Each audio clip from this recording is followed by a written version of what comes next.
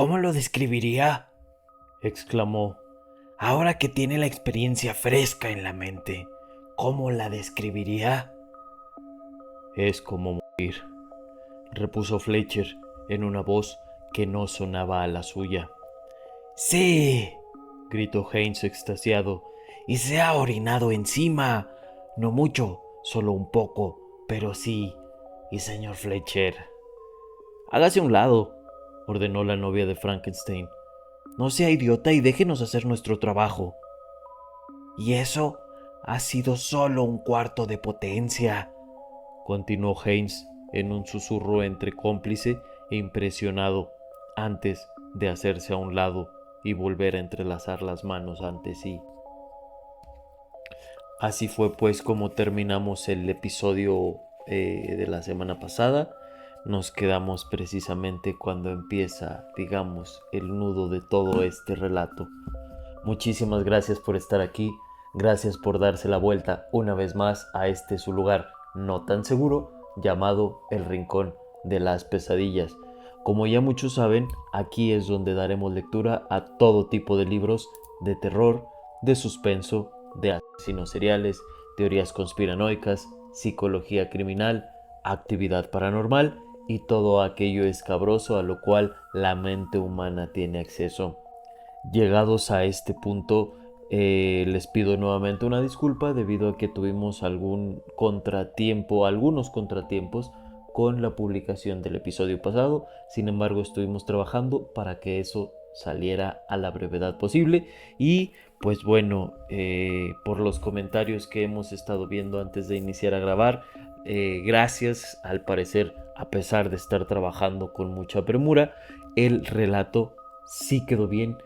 Logramos captar ese ambiente, esa atmósfera tan angustiante y transmitirlas a través de este espacio para hacerles llegar a ustedes y para hacerles sentir también este a muy probable final inminente al cual se está enfrentando Fletcher.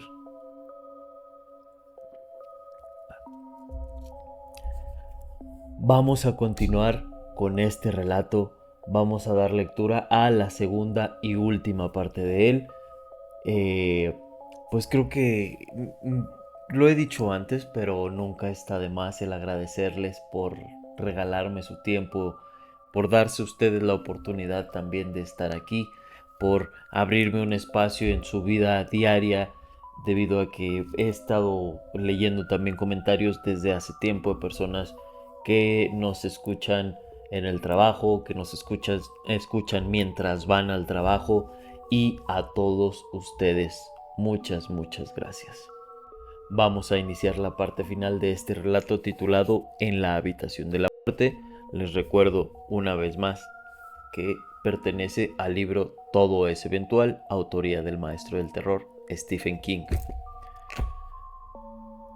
Permítanme recordarles echar un vistazo a sus espaldas, pues las pesadillas se esconden en cualquier rincón. Iniciemos.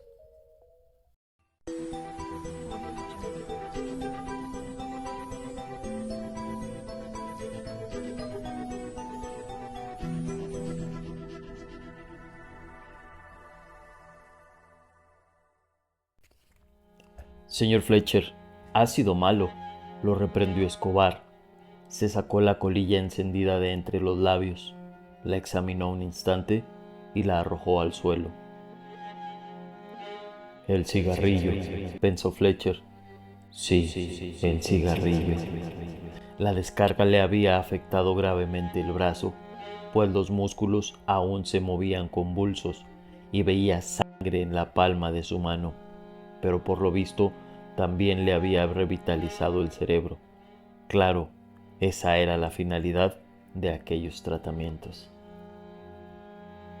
No, quiero ayudar. Pero Escobar estaba sacudiendo la cabeza. Sabemos que Núñez vendrá a la ciudad y que por el camino se hará con la emisora de radio. Si puede, seguramente podrá. Durante un tiempo, puntualizó la novia de Frankenstein. Solo durante un tiempo. Sí, Solo durante un tiempo, convino Escobar con un gesto de asentimiento. Cuestión de días, quizá horas. En cualquier caso, da igual. Lo que importa es que le hemos dado un pedazo de cuerda para ver si se fabricaba una soga. Y así ha sido. Fletcher se irguió en la silla. Ramón había retrocedido 1 o 2 pasos. Fletcher se miró el dorso de la mano izquierda y vio una pequeña marca como la del rostro muerto de Tomás en la fotografía. Y ahí estaba Haynes, el asesino del amigo de Fletcher, de pie junto a su máquina con las manos entrelazadas entre sí, sonriente y tal vez pensando en el artículo que escribiría, lleno de palabras, gráficas e imágenes que recibirían el nombre de Figura 1, Figura 2 y, por qué no, Figura 994. Señor Fletcher. Fletcher miró a Escobar y enderezó los dedos de la mano izquierda. Los músculos aún le temblaban, pero cada vez menos. Pensó que, cuando llegara el momento, podría usar el brazo, y si Ramón le pegaba un tiro, ¿qué más daba que Haynes comprobara si su artilugio también serviría para resucitar a los muertos? ¿Nos presta atención ahora, señor Fletcher? Fletcher asintió. ¿Por qué quiere proteger a Núñez?, inquirió Escobar. ¿Por qué está dispuesto a sufrir para proteger a ese hombre? Se quedará con la cocaína. Si gana esta revolución, se autoproclamará presidente vitalicio y venderá la cocaína a su país. Los domingos irá a misa y el resto de la semana se dedicará a tirarse a sus putas cocainómanas. ¿Quién ganará en definitiva? Tal vez los comunistas, tal vez United Front, pero en cualquier caso, no el pueblo. Escobar hablaba en voz baja y con expresión afable. Ayúdenos, señor Fletcher, por voluntad propia. No nos obligue a obligarlo a ayudarnos. No nos haga llegar al extremo. Miró a Fletcher por debajo de su única y poblada ceja, con expresión suave de Cocker Spaniel. Aún tiene posibilidades de tomar ese avión a Miami. Le gusta tomarse una copa durante el vuelo, ¿eh? Sí, asintió Fletcher. Les ayudaré. Bien, alabó Escobar con una sonrisa y se volvió hacia la mujer. ¿Tiene misiles?, preguntó ella. Sí. ¿Muchos? 60 como mínimo. ¿Rusos? Algunos. Otros llegaron en cajas israelíes, pero las inscripciones de los misiles parecen estar en japonés. La mujer asintió con aire satisfecho. Escobar exhibía una sonrisa radiante. ¿Dónde están? En todas partes. No pueden hacerse con ellos sin más. Puede que aún quede una docena en Ortiz, indicó Fletcher, aunque sabía que no era cierto. ¿Y Núñez?, preguntó la mujer. ¿Está el cóndor en Ortiz? La novia de Frankenstein sabía muy bien que no era así. Está en la selva. La última vez que supe de él estaba en la provincia de Belén. Era mentira. La última vez que Fletcher lo había visto, Núñez estaba en Cristóbal, un suburbio de la capital, y con toda probabilidad seguía ahí. Pero si Escobar y la mujer lo supieran, aquel interrogatorio habría carecido de sentido. Y en cualquier caso, ¿por qué iban a creer que Núñez revelaría su paradero a Fletcher? En un país como aquel, donde Escobar, Haynes y la novia de Frankenstein no eran más que 3 de tus enemigos, ¿por qué revelar tu dirección a un periodista yanqui? ¡Qué locura! Para empezar, ¿por qué estaba implicado el periodista yanqui? Pero había dejado de hacerse esas preguntas, al menos de momento. ¿Con quién se comunica en la ciudad?, inquirió la mujer. No con quién folla, sino con quién se comunica. Si tenía intención de hacer algo, ese era el momento. La verdad ya resultaba peligrosa, y por otra parte, podían descubrir sus mentiras. Hay un hombre, empezó antes de hacer una pausa. ¿Podría fumarme el cigarrillo ahora? Por supuesto, señor Fletcher, asintió Escobar en tono de perfecto anfitrión, que a Fletcher no le pareció fingido. Escobar tomó el paquete rojo y blanco, el tipo de paquete que cualquier hombre o mujer libre podría comprar en cualquier kiosco como el que Fletcher recordaba de la calle 43, y lo sacudió para sacar un cigarrillo. Fletcher lo tomó, sabedor de que podía estar muerto antes de que se convirtiera en colilla, muerto y esfumado de la faz de la tierra. No sentía nada, solo un leve espasmo en los músculos del brazo izquierdo y un curioso sabor a tostado en los empastes de este lado de la boca. Se puso el cigarrillo entre los labios. Escobar se inclinó aún más hacia adelante, abrió la tapa del encendedor dorado e hizo girar la ruedecilla. Del encendedor brotó una llama.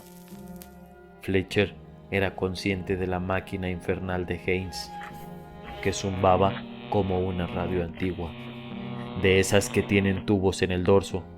También era consciente de la mujer a la que había dado en llamar, sin sentido del humor alguno, la novia de Frankenstein, y que lo miraba como el coyote mira al correcaminos en los dibujos animados. Era consciente de la presión circular del cigarrillo entre los labios, una sensación que recordaba un cilindro de placer singular. Lo había descrito algún dramaturgo, y de los latidos de su corazón, increíblemente lentos. El mes anterior lo habían invitado a pronunciar una conferencia tras un almuerzo en el Club Internacional, donde se juntaban todos los matados de la prensa extranjera, y el corazón le había latido más deprisa en aquella ocasión. Allí estaba, y que incluso los ciegos hallaban el camino, incluso su hermana, allá en el río. Fletcher se inclinó hacia la llama.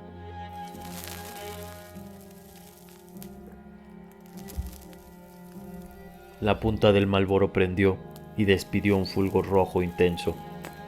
Fletcher dio una profunda calada y no tuvo que fingir el consiguiente ataque de tos.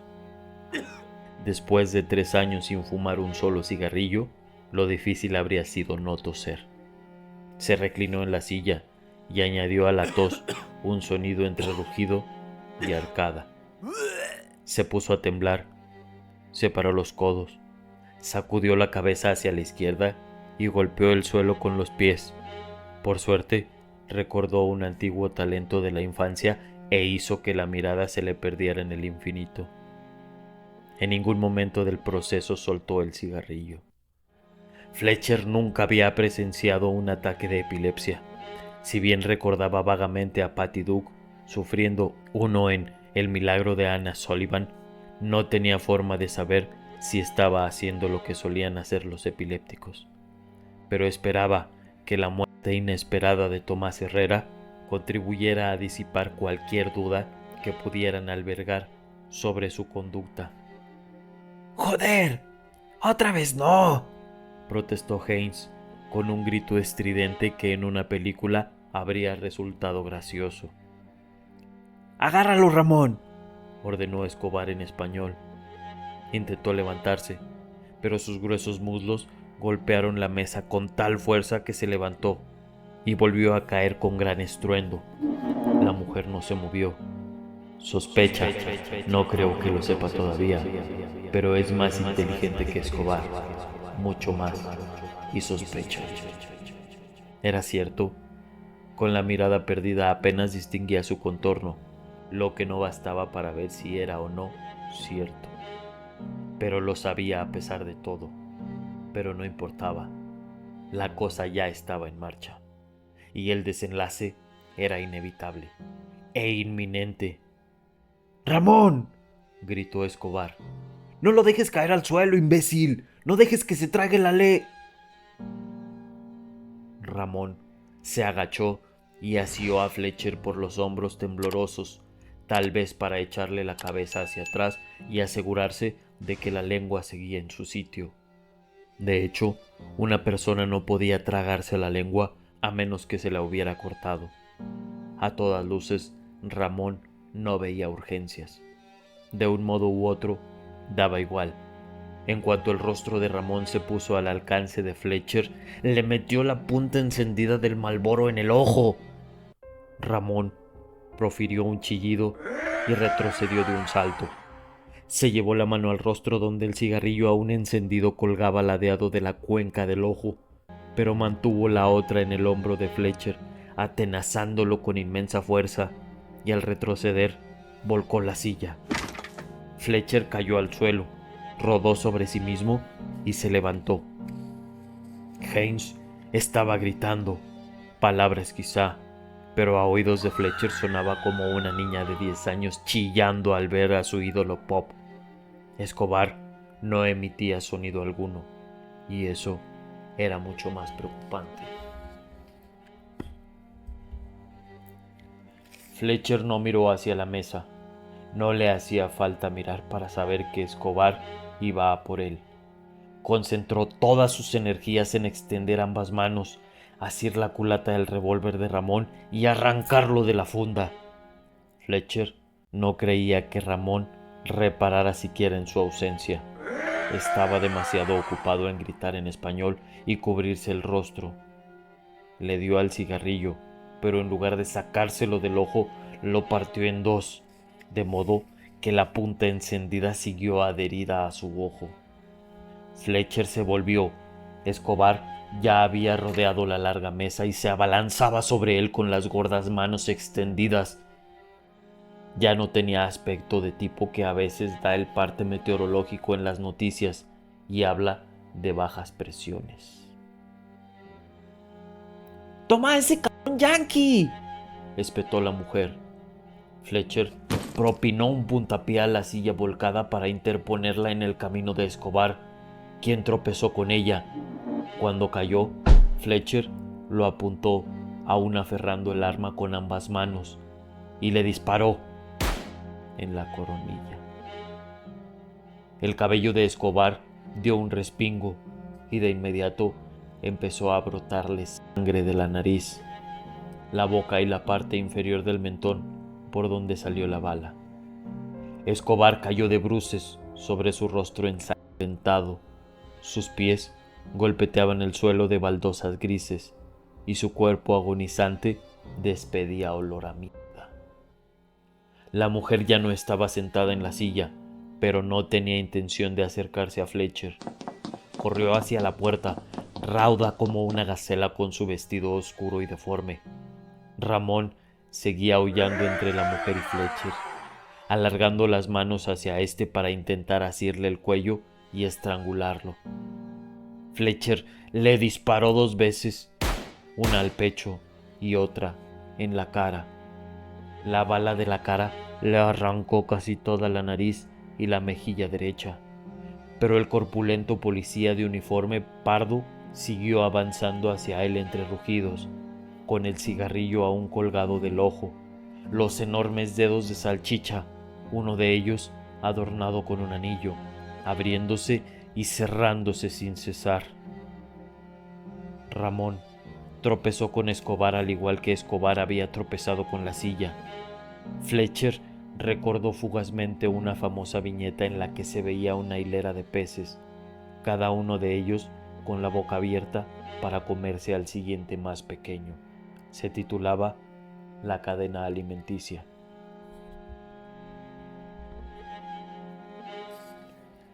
Aún tendido boca abajo y con 2 balas en el cuerpo, Ramón alargó la mano y asió el tobillo de Fletcher. Fletcher se zafó de él, dio un traspié y efectuó un cuarto disparo al techo, del que salió una nube de polvo. El aire de la estancia estaba impregnado de olor a pólvora. Fletcher miró hacia la puerta. La mujer seguía ahí, tirando del pomo con una mano mientras con la otra intentaba hacer girar el pestillo, pero no lograba abrir la puerta. De haber podido abrirla, a esas alturas ya habría estado en la otra punta del pasillo, dando la alarma a voz en cuello, por supuesto. la llamó Fletcher, sintiéndose como un tipo normal y corriente que va a su partida de bolos el jueves por la noche y se anota la puntuación máxima. Zorra, mírame. La mujer se volvió y apoyó las palmas de la mano contra la pared como si la sostuviera. En sus ojos aún se veían aquellos puntitos de luz. Empezó a decirle que no debía hacerle daño. Comenzó hablando en español, titubeó un instante y luego repitió lo mismo en inglés.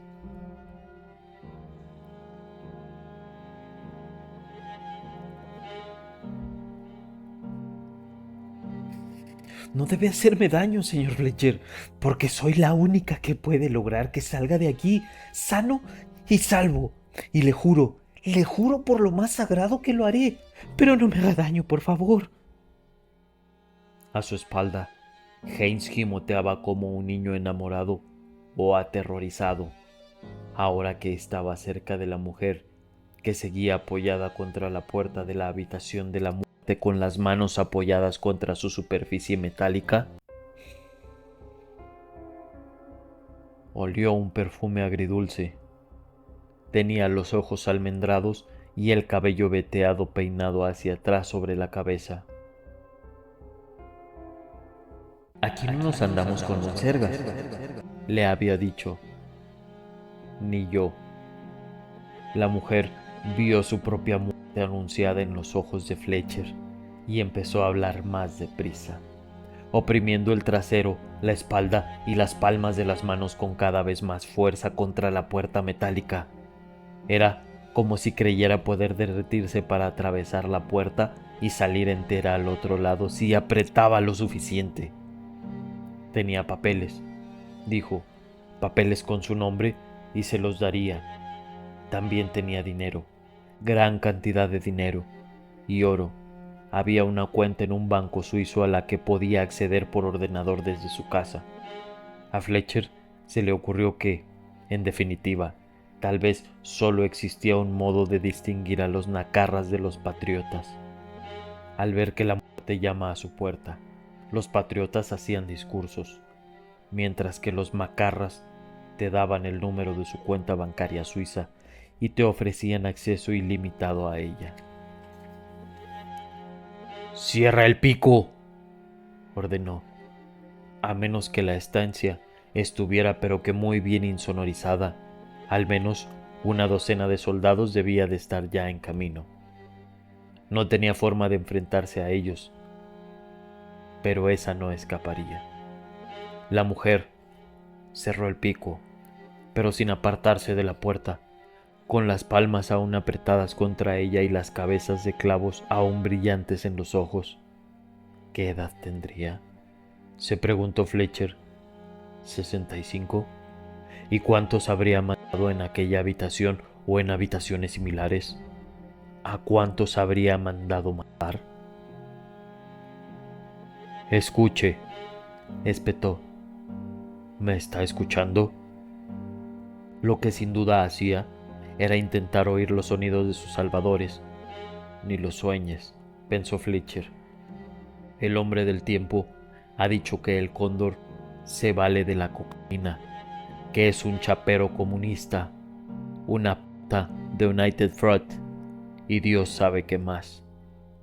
Puede que sea algunas de esas cosas, pero no lo sé, ni me importa.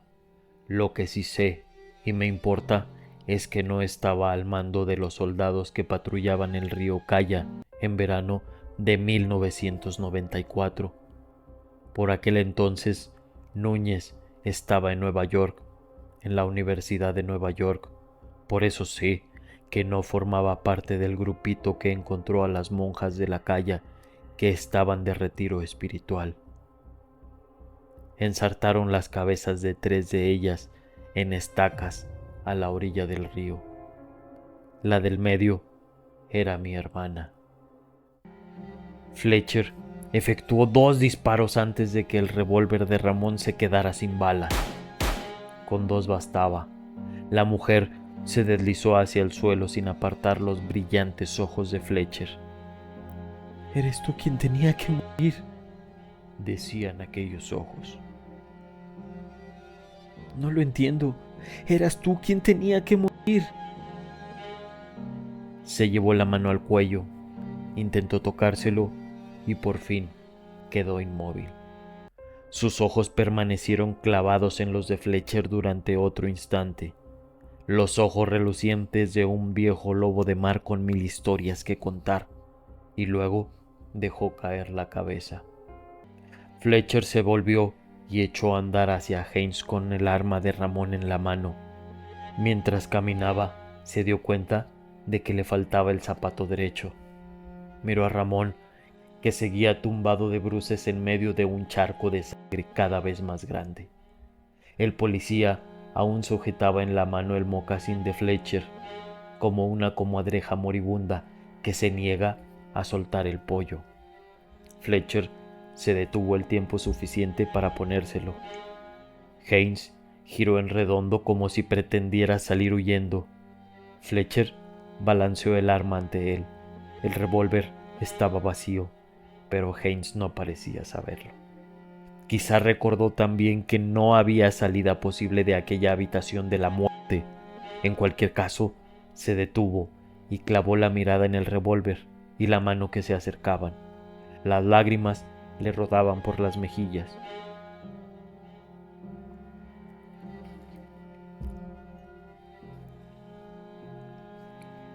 Retrocede un paso, ordenó Fletcher. Haynes obedeció sin dejar de llorar. Fletcher se situó ante el artefacto de Haynes. ¿Qué término había empleado? Atavismo, ¿verdad? La máquina parecía demasiado sencilla para un hombre de la inteligencia de Haynes. Constaba de 3 diales, un interruptor de encendido y apagado, que en ese momento estaba apagado, y un reostato girado para que la línea blanca marcara más o menos las 11. Las agujas de los diales estaban en reposo. Fletcher tomó el bolígrafo y se lo alargó a Haynes. Haynes sorbió la nariz, sacudió la cabeza y retrocedió otro paso. Su rostro se contraía y relajaba en una suerte de mueca de profundo dolor. Tenía la frente perlada de sudor, las mejillas mojadas de lágrimas. El segundo paso lo situó casi justo debajo de las luces enjauladas, y su sombra se agrupó a sus pies. Tómalo o te mato. No tenía tiempo para aquello, advirtió Fletcher, y si retrocedes otro paso más, también te mato. No tenía tiempo para aquello, y además le parecía mal, pero no podía contenerse. No dejaba de ver la fotografía de Tomás, los ojos abiertos, la quemadura que parecía de pólvora. Entre sollozos, Haynes tomó el objeto en forma de estilográfica con punta roma, procurando no tocar más que la goma aislante. Mételo en tu boca, ordenó Fletcher. Chúpalo, como si fuera una piruleta. ¡No! Gimoteó Haynes, sacudió la cabeza con fuerza y las gotas de sudor le salieron despedidas en todas direcciones. Su rostro seguía experimentando aquellas contorsiones, aquel tira y afloja, tira y afloja. De una de sus fosas nasales emergía una burbuja de moco verde que se expandía y contraía al ritmo acelerado de la respiración de Haynes, pero sin estallar. Fletcher no había visto nada igual en su vida. ¡No puede obligarme! Pero Haynes sabía que Fletcher sí podía. Puede que la novia de Frankenstein no lo creyera, y con toda probabilidad, Escobar no tuvo tiempo de creerlo, pero Haynes sabía que no podía negarse. Se encontraba en la misma situación que Tomás Herrera, que Fletcher momentos antes, en cierto modo.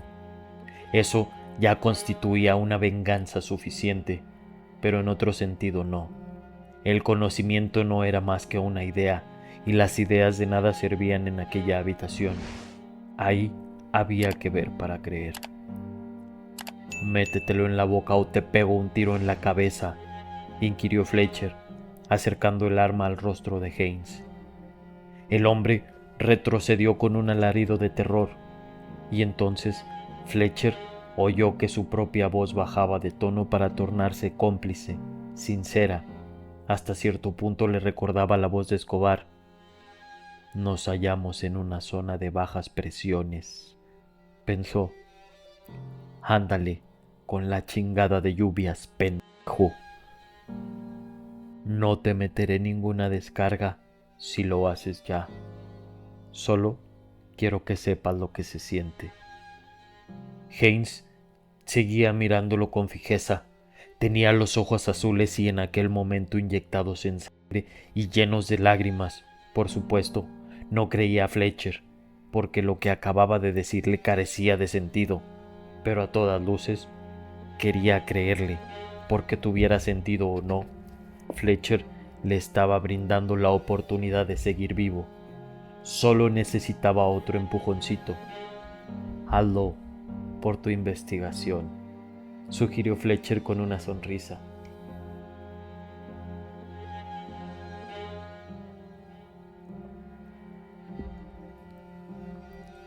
Haynes se convenció, no del todo, pero sí lo suficiente para creer que Fletcher podía ser el señor.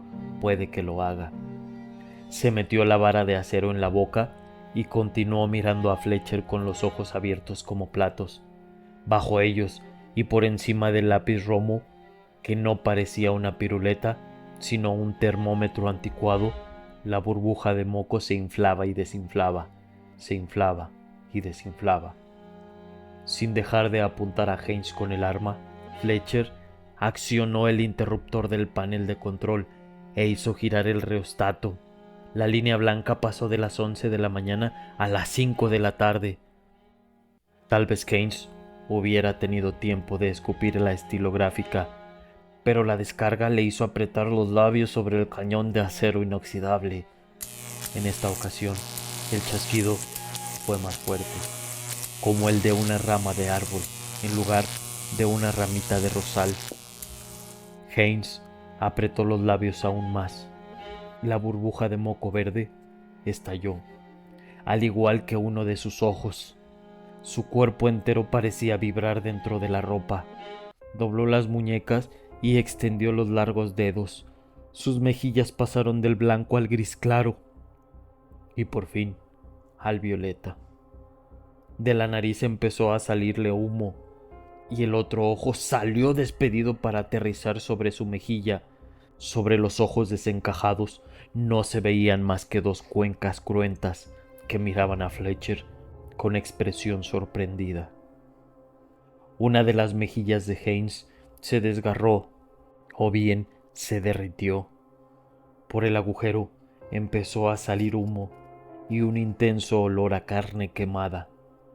Fletcher vio incluso llamitas anaranjadas y azules. La boca de Haynes prendió y la lengua se le quemó como una alfombra. Fletcher no había soltado el reostato y en aquel momento lo giró del todo hacia la izquierda antes de apagar el interruptor.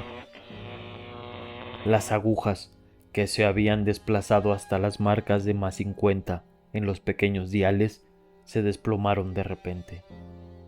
En el instante en que la electricidad lo abandonó, Haynes cayó como un fardo sobre el suelo de baldosas grises, dejando tras de sí una columna de humo que le salía de la boca. El ápice le cayó de entre los labios y Fletcher vio que tenía trocitos de labio pegados a él. Experimentó una arcada salada y ruidosa, pero respiró hondo y bloqueó la garganta. Ahora no tenía tiempo para vomitar sobre lo que le había hecho a Haynes. Tal vez más tarde considerara la posibilidad de echar hasta la primera papilla. Pese a la náusea, se inclinó para echar un vistazo a la boca humeante y las cuencas de los ojos de Haynes. ¿Cómo la describiría?, preguntó al cadáver. Ahora que tiene la experiencia fresca en la mente, ¿cómo la describiría? ¿Qué? ¿No tiene nada que decir? Fletcher Se volvió y cruzó la estancia a grandes zancadas, sorteando a Ramón, que seguía vivo y gemía como si tuviera una pesadilla. Recordó que la puerta estaba cerrada con llave. La había cerrado Ramón, de modo que la llave estaría colgada del llavero que llevaba en el cinturón. Regresó junto al policía, se arrodilló a su lado y le arrancó el llavero. Ramón extendió la mano y volvió a asirle el tobillo. Fletcher, que aún sostenía el arma, le asestó un golpe en la cabeza con la culata. La mano que le atenazaba el tobillo ejerció más presión aún y por fin lo soltó. Al ponerse en pie, Fletcher pensó en el revólver descargado y en que tal vez Ramón tuviera más balas, pero a renglón seguido decidió que no necesitaba la chingada de las balas. Pendejo. Que el arma de Ramón ya no podía prestarle ningún servicio más, porque disparar fuera de aquella habitación atraería a los soldados como moscas. Pese a todo, Fletcher buscó a tientas en el cinturón de Ramón abriendo todos los estuches de cuero hasta dar con un cargador rápido con el que cargó el revólver. No sabía si podría obligarse a disparar contra soldados rasos que no eran más que hombres como Tomás, hombres con familias que alimentar, pero sí podía disparar contra oficiales y reservarse al menos una bala para sí. Con toda probabilidad, no lograría salir del edificio, porque sería como ganar el gordo 2 veces seguidas, pero nunca más volverían a meterlo en aquella habitación, sentado junto a la máquina de Haynes.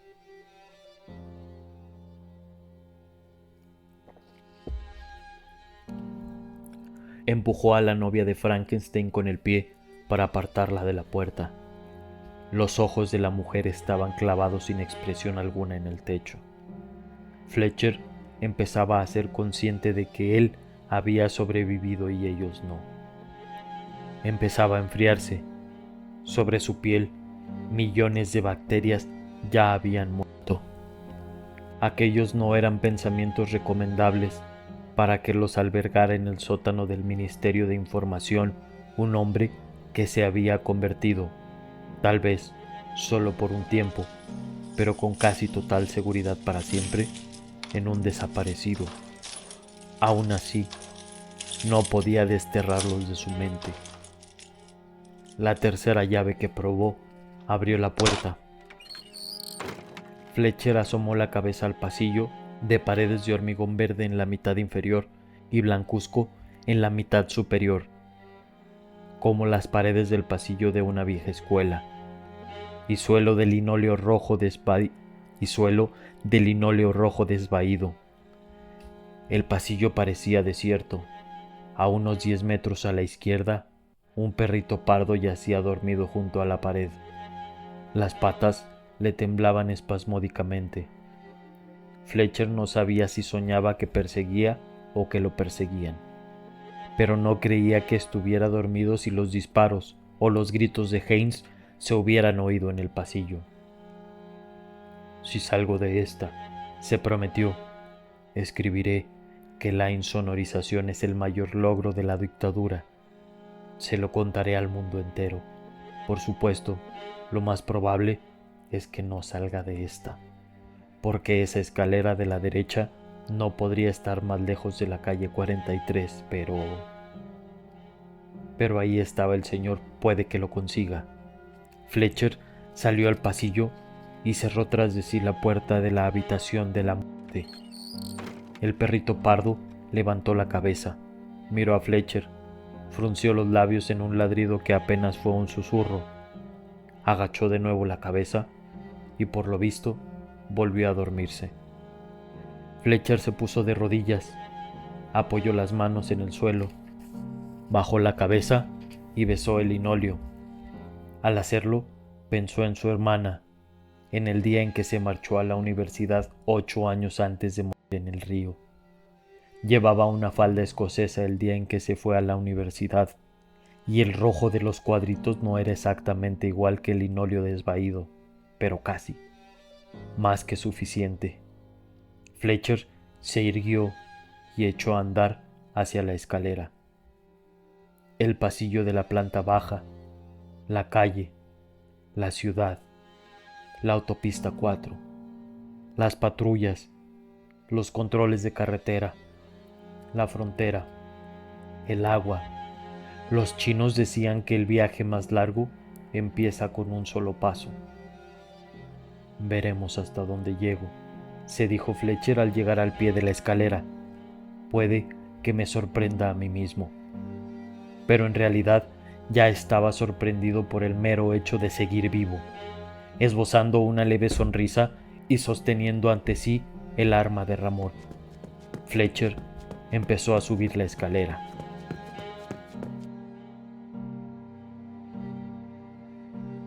Un mes más tarde, un hombre se acercó al kiosco que Carlo Arcusi tenía en la calle 43.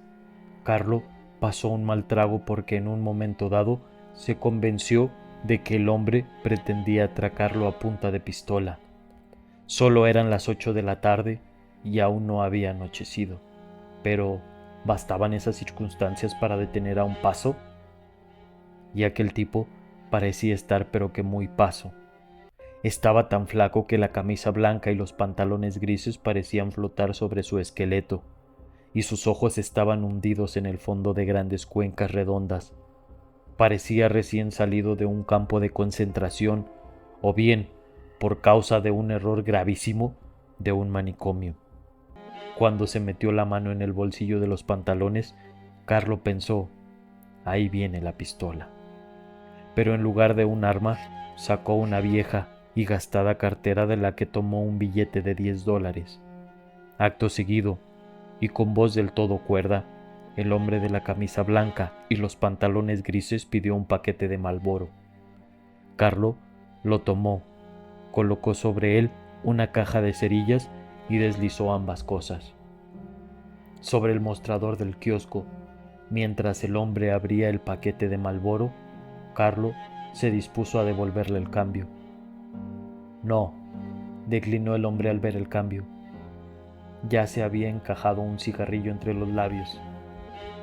¿Cómo que no? Quédese el cambio, ofreció el hombre antes de alargarle el paquete a Carlo. ¿Fuma? Tome uno si quiere.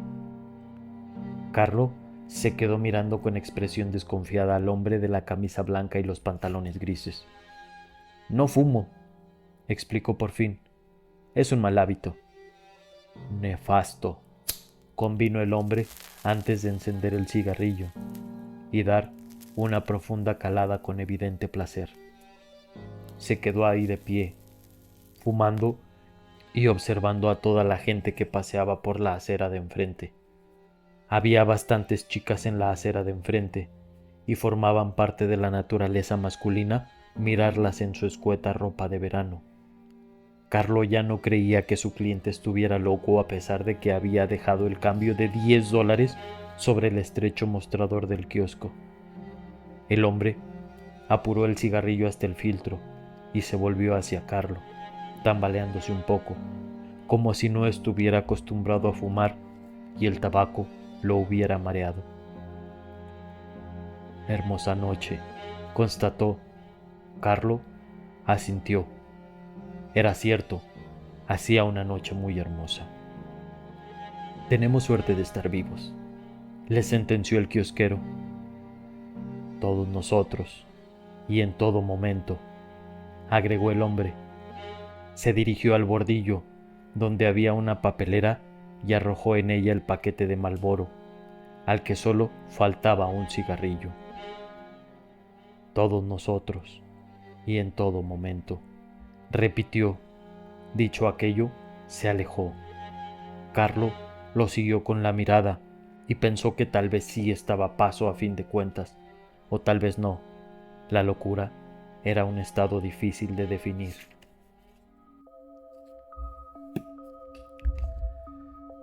Es así como termina el relato del día de hoy, llamado En la habitación de la muerte. En este libro considero que hay relatos de terror un poco más real, un poco más probables o posibles, como lo es esta situación, que si bien pareciera una escena o una trama sacada de una película de acción o hecha para una película de acción, no deja de ser bastante angustiante. Espero que hayan disfrutado el relato del día de hoy. Les recuerdo que en la descripción del video les dejo mi correo y mi número celular por si gustan compartir cualquier información respecto a la temática de este espacio. También me gustaría que en los comentarios me escribieran qué habrían hecho ustedes en la situación de Fletcher. Por mi parte ha sido todo, yo me despido, no sin antes desearles agonizantes días y plañideras noches. Hasta la próxima.